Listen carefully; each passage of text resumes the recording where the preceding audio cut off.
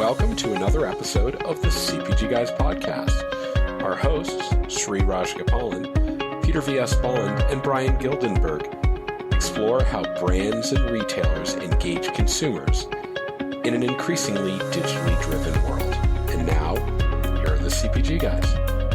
Hello and welcome to this episode of the CPG Guys podcast, where we explore the omnichannel digital journey of brands and retailers alike. It's Women's Month on the CPG Guys. Every year in November, we only feature female executives from the industry, startup founders and leaders from brands and retail on the podcast. This is one of our ongoing episodes for the CPG Guys Women's Month 2023. I'm your co-host, Sri, of course, and please do listen to my daughter's music at www.riaraj.com.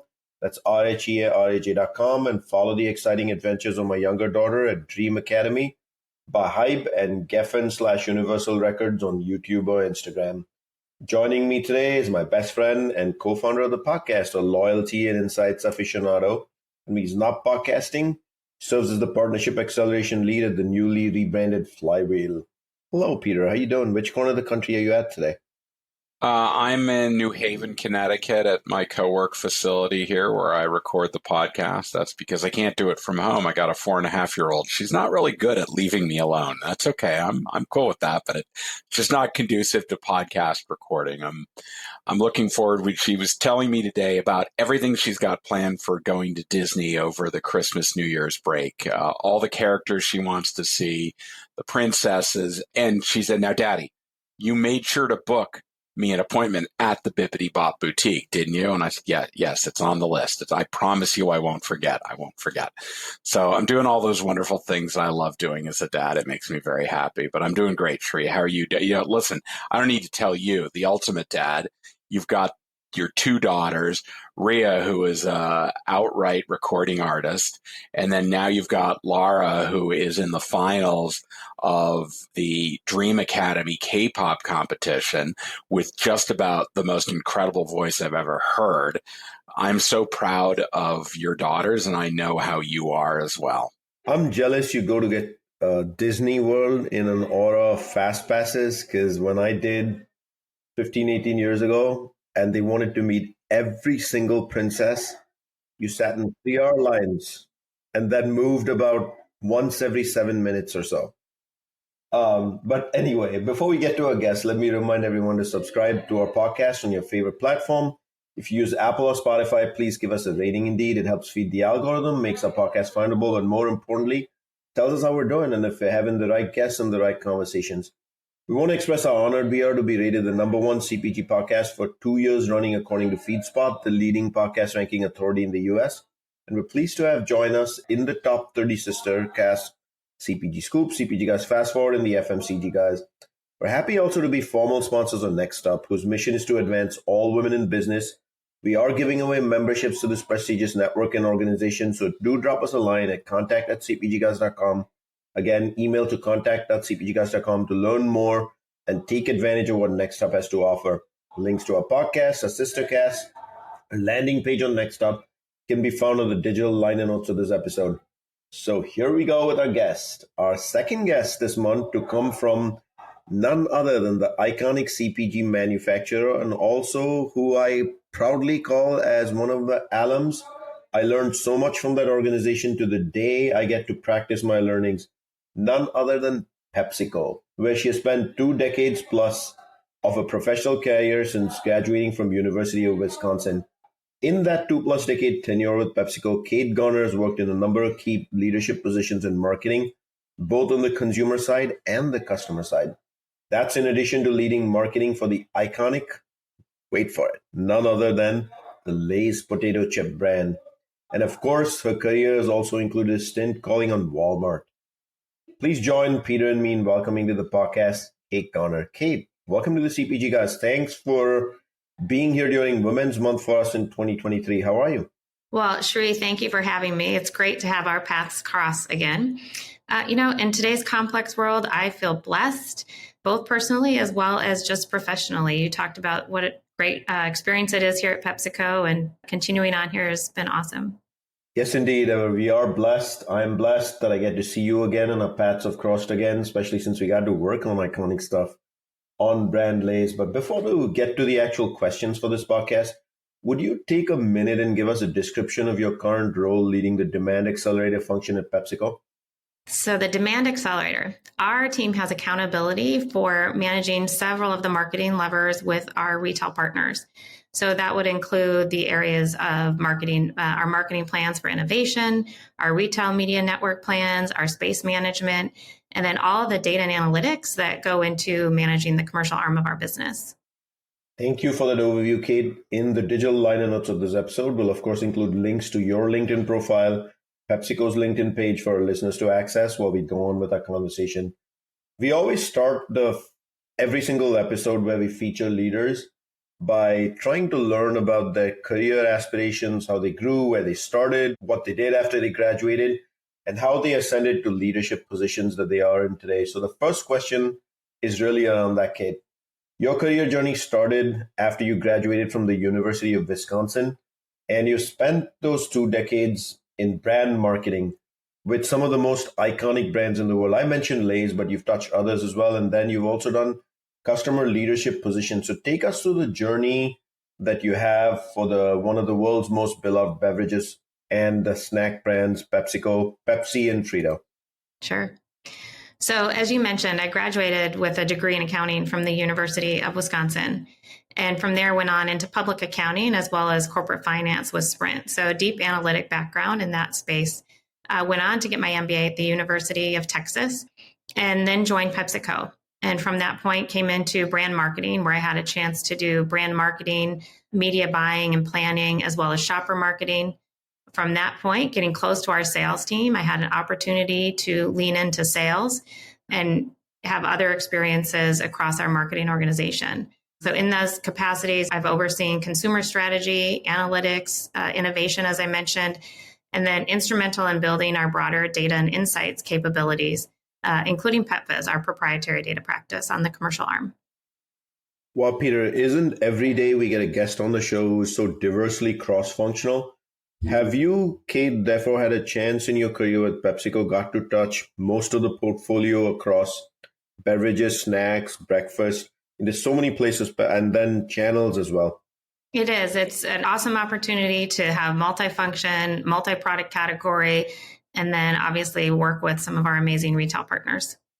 Kate, welcome to the podcast. We're so happy to have you here. I had the pleasure of working for IRI. 3 years were on the PepsiCo account. I was up in Purchase, New York, though I did make my way down to Plano on occasion, supporting all the different brands across the company. And to your point, working across a great portfolio, the terminology power of one still sticks in my head as being the driving force behind the work that PepsiCo did with big customers across its businesses. So as you look back at your career path, I'd like to click down on leadership in particular. What do you think were the attributes that served you well, that you learned from people who led you, and and particularly the ones that have allowed you to get the most out of your teams, to build high-performing teams, and ultimately allowed you to move through your career as well? Sure. So I have been very fortunate to have a number of leaders who've invested in me and enabled the progress in my career. Now, I will say the one thing that I was willing to do was step out and take some risks. And one of my early mentors here, we met under a tense conversation, and I was much more junior to the senior leader, but I was very transparent and free with my thoughts, and that earned me respect. And that enabled me to work very closely with her over the next 5 years. And I still keep in touch with her today. And, she has made an everlasting impact on my life. And one of the key things that I learned from her was go into every meeting and relationship with an understanding of what are you giving to this individual and what are you receiving as a gift. And that word gift is so important. Every relationship, there is a give and a take. And I think so important in our world today, when associates join my team, the first thing I tell them is we are no longer in the business world, an environment where, I will lift you up and climb the corporate ladder. It is a matrix, a lattice, if you will. And there is much for me to share from experience and knowledge as for me to learn from new associates coming in. What they're learning in school is drastically different than what I'm learning in school. And the reality is we are just an ever learning environment. And so that gift that she gave me, that early mentor, in terms of really being thoughtful about what am I giving and what am I receiving, and how to really treat that gift you're receiving as well. But as I mentioned, from there, I was always looking for where's that place to go and what's the real big problem that we need to solve as an organization. And again, had the opportunity to cross paths with another key leader here at PepsiCo. And again, that notion of appropriate transparency, and really, at PepsiCo, we talk about the PepsiCo way. And one of those 7 culture habits is speak fearlessly and, with appropriateness. And again, had the opportunity then for this mentor to take me under their wing and learn a whole new area. So the first one was all about marketing. This next one was all in the area of sales and retailer relationships and partnerships. And so again, learning that gift that I was given in that environment so that I could go on. I think those are the most important things to really be considerate of as you go through thinking about leaders and who's interacting and who's influencing your career. I love the 2 words you used there, giving and receiving. You're also bringing back memories of, you mentioned you had a contentious conversation with a mentor today. I had the same. And this is way back in the past, maybe 15 years ago, when I was working in the brick and mortar universe. I think you and I had worked together, like we mentioned. And there were a couple of gentlemen who had asked me to take on this thing called e-commerce. And I didn't want to have a 50-foot pole with it. Of course, with my 25... What's e-commerce, Shri? I've never heard of that. 25-year work experience, one can tell I wasn't born with a digital anything in my hand. But it's their coaching and the insistence and persistence that made me do it. And I wouldn't be where I am if those 2 gentlemen hadn't done it. I have no problems naming who they are. One was Vivek, who leads Albertsons today and actually was the chief customer officer back then for Frito. And the other one, who's retired now, was Kevin Vivian, who welcomed me to the Dollar Drug and Convenience Channel and let me do e-commerce as a side hustle for Frito. And I wouldn't be here if you hadn't made me do that. Shri, I'll remind you also, as you were trying to understand what this whole e-commerce thing was about, you reached out to a very... Elena Parlator, he's going to bring it up again. I am. You reached out to a very junior person in Chicago, Elena Parlator, and she counseled you on this is something you should do. And without that, I don't know if you would have been on this journey. I wouldn't have taken the role. I can guarantee you that much. So, Kate, you mentioned receiving, but you also mentioned giving. And giving is an important word, not just for the communities we choose to do business in and live in, but also for people around us. Those people around us as leaders also include teams that we nurture, we build. A good leader builds a good, solid team around them. So what do you look for in people? What attributes do you look for? And then how are you personally leading such build of teams, even within the demand accelerator at PepsiCo? Sure. So, it's no surprise, given what I just said, what I really look for are life learners. People who recognize that they have so much to offer to a team and so much to offer to the organization. And that's why we value them. And at the same time, they're recognized they're on a journey and that this continuous learning is critical, right? Your openness to go learn e-commerce, just one example of the learning journey that you are on. And so that openness and willingness is key for me in building a team. And then, how do we build the team? Really lifting people up, teaching people to fail and fail fast. I think, I really look to celebrate not only the huge successes and the huge wins, but what we learn, right? So if we're putting emphasis on learning, sometimes you learn when you fail, but how do you quickly pick yourself up and carry on that learning to make the next success? Kate, a quick follow-up from me on that one. You mentioned matrix up front. That's the world we live in today, and that's all of our realities. Do you typically find people in teams adapt well to matrices, or do they need to be coached? It's an interesting question that I have been contemplating the last few weeks. The question that I'm contemplating is it something you can train, or is it a natural gift? I think there's instinct, right? Just like in athletics, there tends to be natural athletes. And so I think there are opportunities to help people coach. and help place them. The part that I'm walking away with is in a matrix environment, there still are different roles and different things that we need people to play in that matrix environment. And so really starting to define what those key roles are and making sure you've placed the players in the best positions is, I think, critical. But the matrix is not for everyone. And certainly the size of the organization and the complexity that comes with that is a consideration. Yeah, we have 3 people in the CPG Guys, and I feel the matrix has gotten way too big. It's a little too complex for me. But I love what you said about finding people and teaching them how to fail and to fail fast. I always used to describe it as I wanted to celebrate failure. I wanted to celebrate it because it was an opportunity to learn. I never wanted anyone to sweep it under the rug. Come clean, say what went wrong, and then let's figure out how to make sure it doesn't happen again. That to me was the mark of great people, because every failure is just a step on the road to success. I honestly believe that. So that's great. Kate, we're obviously living in a very omnichannel world, massively accelerated by the onset of the pandemic as people of all different demographics adopted different ways of shopping, from in-store to completely online to every combination in between. I'm really curious from your standpoint, what were some of the things that caught your attention? How do you stay on top of understanding where in this omni-channel transformation we are so that you can make sure your businesses are able to not only survive, but actually thrive? Sure. So, as you said, it's certainly no secret that there was a boom during the pandemic. I think the fortunate is that we were already building out our e-commerce capabilities here. So we're really poised for that early adoption and continued growth.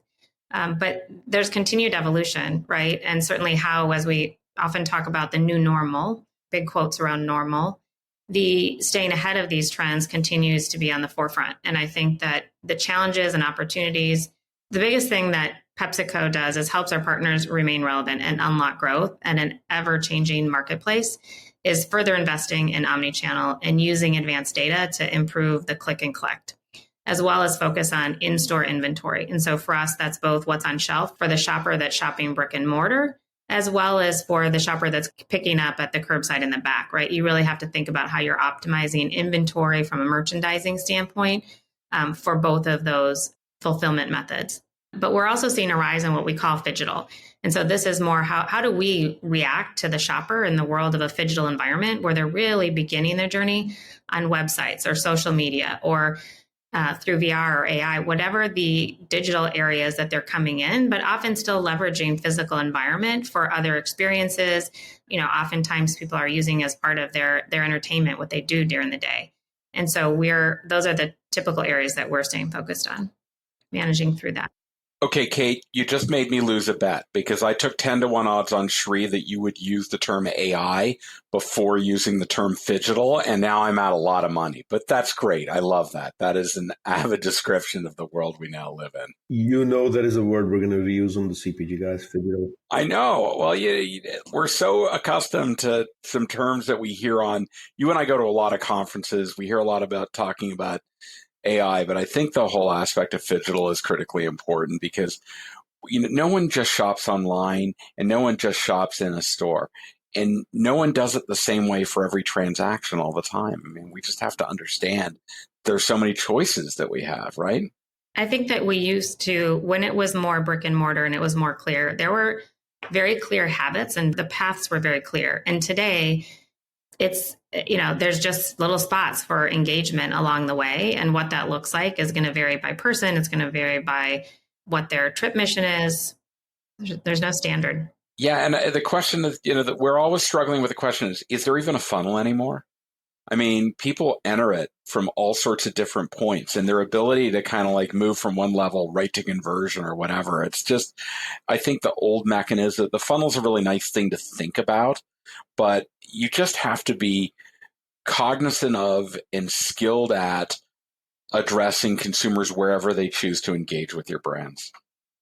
Yeah, omnichannel digital is non-negotiable today. But Kate, I'd also say to win in our industry, the CPG industry and CPG-based retail, knowing the store and having a command of the physical shelf is equally important as having a command of the digital shelf. I'm not saying everybody has to be an expert in everything, but I've found over the last 3 years, being cross-functional, having an aptitude for data is one of them.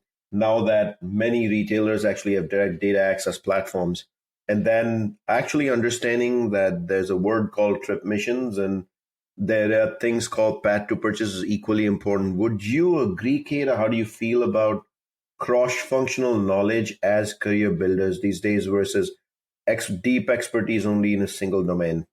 So, just by nature of my career, I am a big believer in cross functional. I think there's so much to be learned.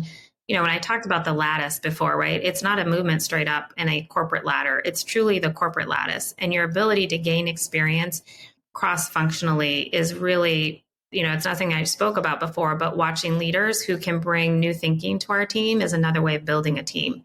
Bringing that thought partners into our organization. As I think about goals and objectives that our team has in our matrix environment that we've been talking about, success only comes by bringing others along with you. And the only way you bring them along with you is through deep listening and understanding their objectives, right? Often their objectives are not exactly the same as yours, but deep listening skills, really understanding what their objectives are so you can bring them together and get the old adage 2 + 2 = 5. Right? Because you're able to understand how you can lift them up, which enables you to also accomplish your objectives. No debate there, Kate. One of the most important corporate skill sets that I'm not convinced everybody does have to the extent required is listening skills. The sharper that gets, the better the outcomes for everybody. So let me remind our audience that we're speaking with Kate Garner, Senior Vice President of the Demand Accelerator at PepsiCo. So, Kate, I'm going to jump to that word, demand accelerator. For the audience who's listening, can you decompose what that actually means? You gave a very quick intro up front. And then I also picked up the word PepViz. What's the demand accelerator? What's PepViz? And who does the demand accelerator serve every day? Sure. So the demand accelerator is in service of our commercial organization, so our selling teams. And data is really at the crux of everything we do at PepsiCo and specifically within the demand accelerator. And so my leadership, I'm responsible for the digital and marketing evolution across the team. Internal, we look at a national footprint of today's shopper demographic, and we manage our portfolio against the breadth of consumers to evaluate what opportunities might fit different cohorts. So we're using that data then to really take this massive US universe and break that down into more granular growth strategy opportunities. You asked specifically about PepViz. So PepViz is our proprietary data and insights practice designed to drive our overall commercial planning function, deliver deep human insights. We partner with our customers and understand their key problems to solve, and then offer turnkey solutions to really turn insights into action.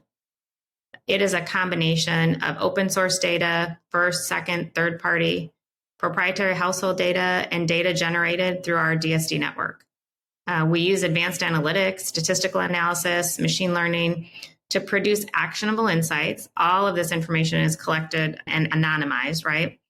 And then it's designed to, the depth. So typical question next, so I'll jump before you ask the question. It really combines information of 500,000 outlets, 110 million households, and helps us understand what stores sell, outlet attributes, and then the nearby stores and points of interest. So we're able to profile those stores.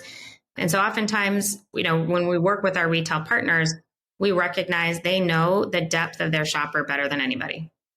But what this data then complements is the ability to look around the store to understand what that shopper is doing in addition to what they're doing inside the store.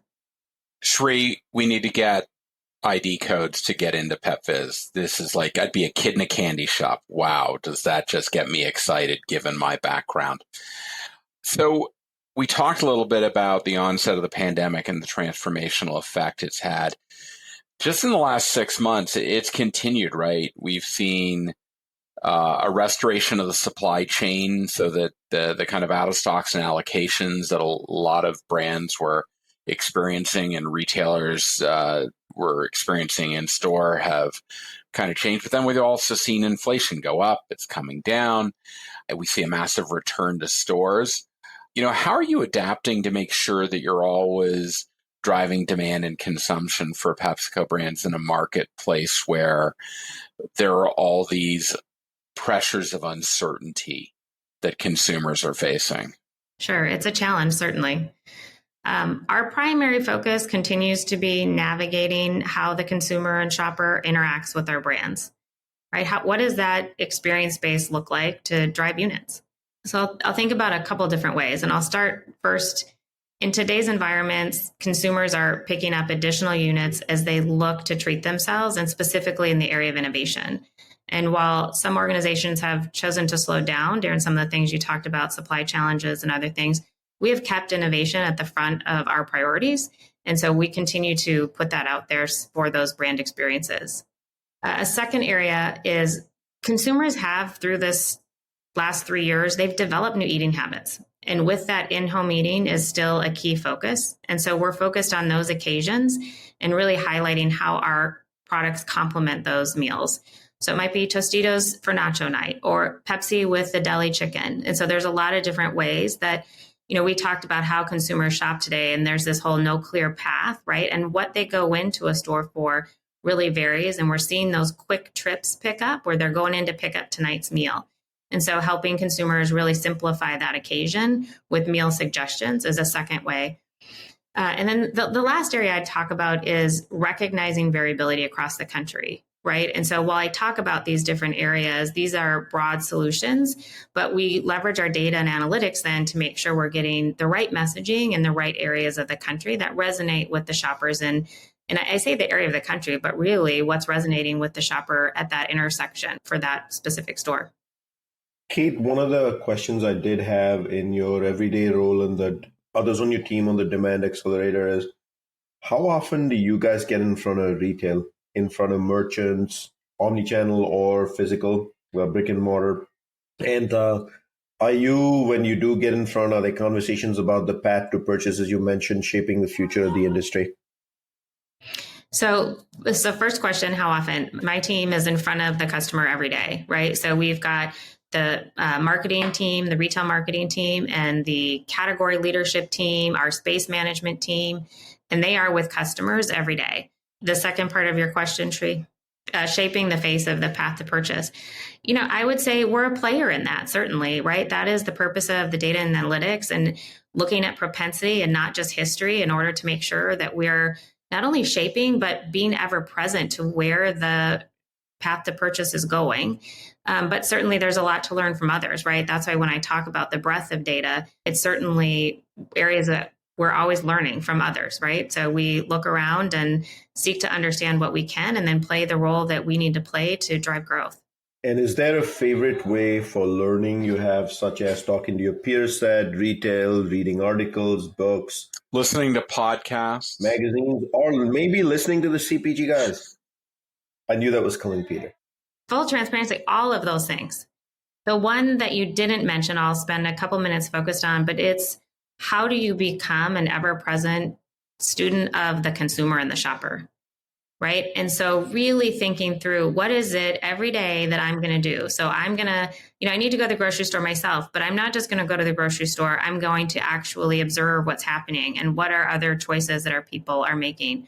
Spending time in conversation. If I find myself standing in a Disney line that you mentioned earlier or something like that, am I taking time to learn new things about people around me? And then the last thing is trying the unexpected things, like just try something new and different to see how other people live their lives. So all of the things you said, the reading, the podcast, kind of the traditional methods, but I think really encouraging myself and my team to make sure they take advantage of every opportunity in the day to really be a student of the consumer and the shopper. With that awesome learning that you get, Kate, the role you have in leadership today is anchored on, of course, refreshing beverage satisfaction for consumers and likewise snack satisfaction as well. How do you help drive this to deliver for your consumers and retail partners? Of course, you got the big picture, Demand Accelerator you mentioned. You guys are in front of retail pretty often. You're also in store yourself, leading from the front, kind of with real life experiences. How does all of this come together? So I'll focus on a brand and the product portfolio to address the question tree, obviously the approach starts with applying shopper insights to category execution. If we think about our sports drink category, where we're expanding our portfolio, we know shoppers naturally link sports drinks to athletics, even functional well-being or better for you items. And so tapping into incremental latent demand opportunity means leveraging existing affinities like sports occasions can help us unlock that granular growth that I mentioned. So whether people are tailgating or watching sports at home, the association with sports, drinks, and water are obviously top of mind. So, what we see in our insights is the most top of mind for soccer, followed by basketball. We see great success tapping into latent demand through shopper marketing activations around national soccer events, merchandising sports drinks with game time snack ingredients, or bundling them with other sports occasions or sports equipment in various areas. So really elevating our portfolio in this space is through the launch of Gatorade Water. So we're launching in Q1 2024, Gatorade Water. Brand's first unflavored water has electrolytes for refreshing and crisp taste. And then we'll be looking to the Gatorade's portfolio expanding array for options across hydration, energy, protein, equipment, and all-day nutrition, leveraging the various merchandising examples that I spoke about. Thanks for that, Kate. That's actually very thoughtful. I love that. Be a student of the shopper, tapping into the latent incremental opportunities through those observations. Let's close this out in our conversation by hopefully imparting upon our audience some advice around people, and particularly women who wish to pursue a corporate career in the CPG retail industry. I would say that on the brand side, it's much better in terms of the diversity, but I think there's still a lot of room to grow. What advice do you have for women in particular looking to succeed in this space? So from a professional standpoint, I think a lot have been heard on this podcast already. It's going to center around learning and being an ever-present learner. So I'll switch a little bit more in the balance of personal and professional. And I think finding a cultural fit is so critically important. A fit that works for your, who you are as a person, what your lifestyle is at, and that changes over the course of time, right? If you treat your career truly as a marathon and you have many life events, what you need culturally may vary. And you can switch that by switching functions. You asked Sri earlier about what it's like when you switch functions. Different functions in different organizations have different cultures and might be a fit at different points in time. Or it may mean trying a new organization. I feel really fortunate. You asked at the beginning, how I'm doing. And I said, I feel blessed. And one of the blessings that I have by being an associate at PepsiCo is just this notion of really being able to bring myself. And the number of employee resource groups, the support you mentioned next up, Sri, right? We have that opportunity, and that makes PepsiCo a great cultural fit for me. And so as women go through their life and look at different life changes and evolve as a person, just making sure you're always finding that cultural fit is going to be key for you to be yourself and unlock success. Words of wisdom, Kate, and thank you for that. Let me remind our audience that you can find all of our content by going to a web browser and typing cpgguys.com as the URL. And if you think you or your company has thought leadership to contribute to our community discussion, simply send us an email at contact@cpgguys.com. And maybe you can join us on this podcast. Don't forget to drop us a rating on cpgguys.com on the navigation bar at top. As I mentioned, that tells us how we're doing and whether we're having the right conversations about the future of our industry. A sincere thank you from Brian, Peter, and me for the 26,000 plus followers on LinkedIn. We know that's a very big number. This podcast wouldn't exist if you didn't DM us, have the clicks, likes, comments that you routinely do, and thank you for listening to us. Kate, what a pleasure to see you after this many years. Congratulations on all the success of the Demand Accelerator. And I knew any conversation with someone from my alum, from which I have learned so much, will always be cross-functional. So thank you for appearing on the podcast, that too for Women's Month. Sri, thank you. And Peter, so much for having me and the great engaging conversation. Peter, you get to tell us what we learned today from Kate. Yeah. First of all, Kate, I'll echo Sri's comments. Thank you so much. We so enjoy speaking with great leaders from PepsiCo, current and in the past. I think you probably know we've had a conversation with a particular group of women, the Band of Sisters, and always love to hear some really great insights on the business world that have come out of such an iconic brand manufacturing company. What I heard from Kate is that her deep analytic background has served her well. Having some experience around media buying and shopper marketing really set the stage for what has been a very matrixed career journey. And I love that she used the term lattice. It's one that we've recently heard as well from other people, Sri, that if you look at your career as a ladder, you're probably, one, it's not going to happen. And two, you're not getting nearly the experience you would if you think of it more as a lattice or a jungle gym where you get to move into cross-functional roles. But to a degree, her success is also driven by those leaders that invested in her. She took some risks. She was pretty transparent with her thoughts, and that drew particular leaders to her that said, okay, I like that. That's a good attitude to have. And that you need to understand the gift of giving and receiving. I've always thought, I know, Sri, you agree with me, feedback is a gift. I always look at it that way. It's an opportunity for me, certainly, to improve myself. But having a general attitude of you're there to solve problems and you tackle those with vigor and enthusiasm and you speak fearlessly, that was something that really resonated with me.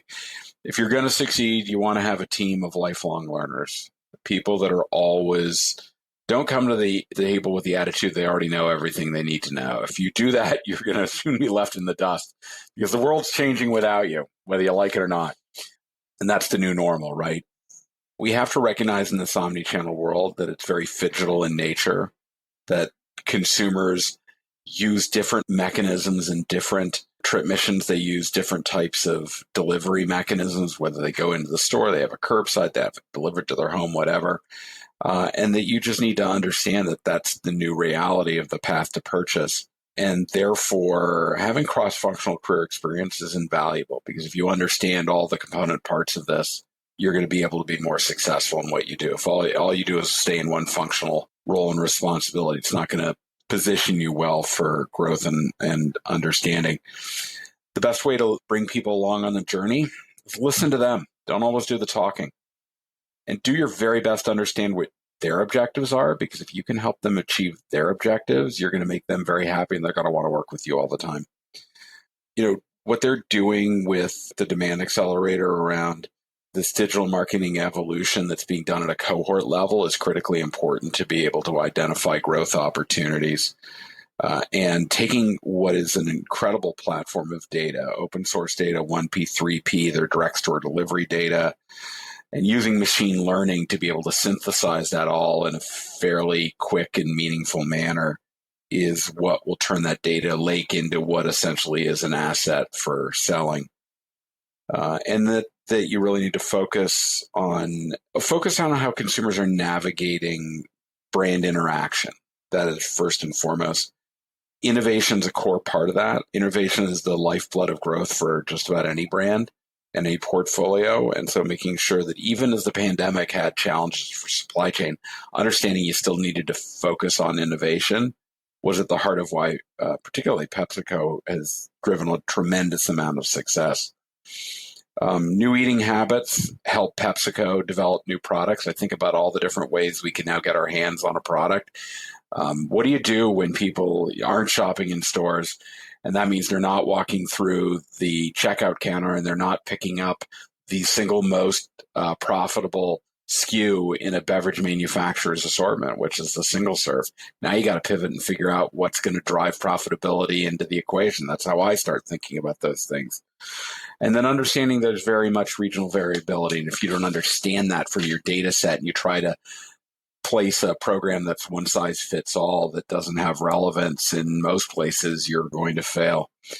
The Kate's team is customer facing every day. That gives her team an opportunity to be highly relevant to her customers. And that by being a student of the shopper, you will truly leverage the opportunity to tap into what she called latent incremental opportunities. Gatorade Water was a really great example of that. But at the end of the day, you got to find a company that has a great cultural fit for you. Now, what fit you need may change as you move through your career, as your life experience and what you're undergoing change. But she's been very fortunate to be at PepsiCo, which has afforded her all the opportunities that she's needed to meet those cultural fits throughout her career. So that's my summary, Sri. Well done, Peter. And for context, Peter mention the Banda Sisters. For those of you listening in and don't know what that is, it's a group of 6 change makers in the industry, all from PepsiCo, from lead marketing positions that I've had the luxury of working for or touched at some point. Dawn Hudson, C. Nicholson, Mitzi Short, Katie Lacey, Lori Torber-Marcus, and Angelique Belmer, who we actually had a few of them on the show. They talked about a book that they co-authored, and it's called You Should Smile More. And where that comes from is their own experiences of being in the boardroom and hearing messages on women.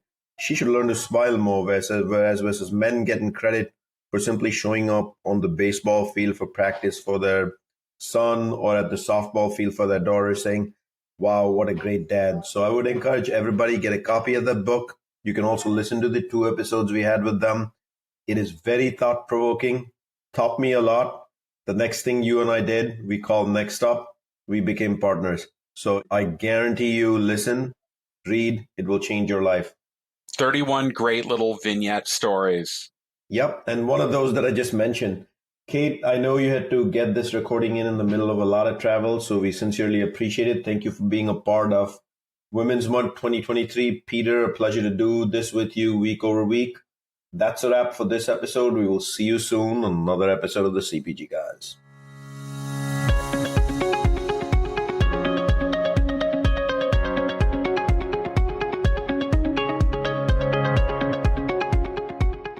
The content in this podcast episode is provided for general informational purposes only.